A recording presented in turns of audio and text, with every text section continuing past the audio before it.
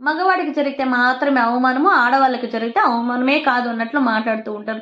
ఏదైనా చెప్పామో, ఏదైనా మాట్లాడామో అనుకోండి, వీళ్ళకి నెగెటివ్ థాట్స్ ఉన్నాయని చెప్పేసి మాట్లాడుతూ ఉంటారు. మనదైతే మర్చిపోవాలి, వేరే వాళ్ళదైతే మర్చిపోకూడదు అన్నట్టు ఫీల్ అయిపోతూ ఉంటారు. ఒకటి గుర్తుపెట్టుకోండి, సంపాదించే కోడళ్ళకి ఒక మర్యాద, సంపాదించని కోడళ్ళకి ఒక మర్యాద ఇచ్చే ఈ కాలంలో ఎంతోమంది ఉన్నారు. అవన్నీ మనం చూసో, జరుగుతున్నదో లేదా జరిగిందేదో చూసి మనం ఏమైనా చెప్పామో అనుకోండి, అది వాళ్ళకి నెగెటివ్ థాట్స్ లాగా కనిపిస్తూ ఉంటది. వాళ్ళు మనుషులు గారా? అవమానపడ్డ వాళ్ళు మనుషులు గారా? వాళ్ళకంటూ ఒక సెల్ఫ్ రెస్పెక్టే ఉండదా? ఒక్కసారి ఆలోచించండి. మనకు జరిగితే మాత్రమే అవమానం గాదు. ఎవ్వరికైనా జరిగినా అది అవమానంగానే ఫీల్ అవ్వాలి. ఈరోజు వాళ్ళకైతది, రేపు మనకైతది అని చెప్పేసి కూడా ఆలోచించండి.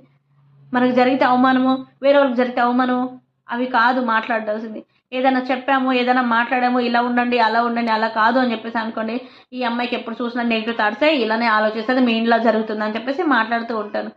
ఇంట్లో జరిగితేనే కాదు, జరుగుతున్నవి ఎన్నో ఉన్నాయి. ఒకసారి ఆలోచించండి. ప్రతి ఒక్కరు మనుషులే. సంపాదించేవాళ్ళు ఒకలాగా, సంపాదించనోళ్ళు ఒకలాగా అందరూ ఈక్వలే. అది ఆలోచించండి.